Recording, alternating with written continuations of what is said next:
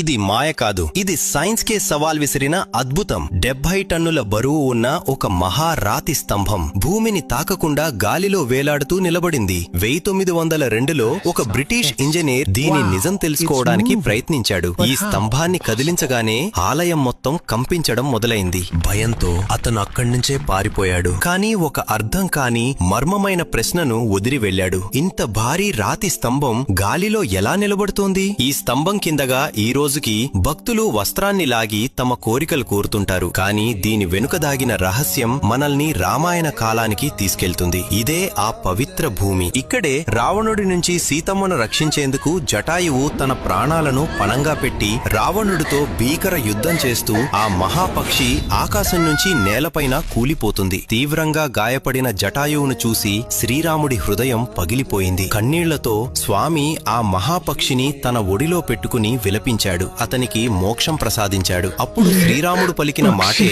లేపక్షి. అందుకే ఈ ప్రాంతం పేరు లేపాక్షి అయింది. కాని ఇక్కడ మరో ఆశ్చర్యం ఉంది. ఈ ఆలయం శ్రీరాముడిది కాదు, ఇది శివుని అత్యంత రౌద్ర రూపమైన వీరభద్రుడికి అంకితం చేయబడింది. లేపాక్షి దేవాలయాన్ని 16వ శతాబ్దంలో విజయనగర సామ్రాజ్యానికి చెందిన వీరన్న మరియు విరూపన్న అనే సోదరులు మహాదేవుని అత్యంత శక్తివంత రూపమైన వీరభద్రుడికి భక్తితో భక్తి కళ వాస్తుశిల్ప సమ్మేళనంగా నిర్మించారు. ఈ ఆలయం ముందే 27 అడుగుల పొడవు 15 అడుగుల ఎత్తు ఉన్న భారతదేశంలోని అతిపెద్ద నంది ఉంది. ఈ నంది విగ్రహాన్ని ఒకే మహారాయిని చెక్కుతూ శిల్పులు ప్రాణం పెట్టి సృష్టించారు. మరియు ఆలయం లోపల ఒకే రాయితో తయారైన అద్భుతమైన నాగలింగం ఉంటుంది. దాన్ని శిల్పులు కేవలం 1 గంటలోనే చెక్కారంటారు. ఇంకా ఆశ్చర్యం ఏమిటంటే ఇక్కడ దగ్గరలో ఉన్న ఒక భారీ పాదముద్ర ఏ ఋతువులోనైనా ఎప్పుడూ నీటితో నిండి ఉంటుంది. ప్రజలు దానిని మహాశివుడి పాదముద్రగా నమ్ముతారు. కామెంట్ లో హరహర మహాదేవ్, జై శ్రీరామ్ అని తప్పకుండా రాయండి. ఇలాంటి మరిన్ని అద్భుత కథల కోసం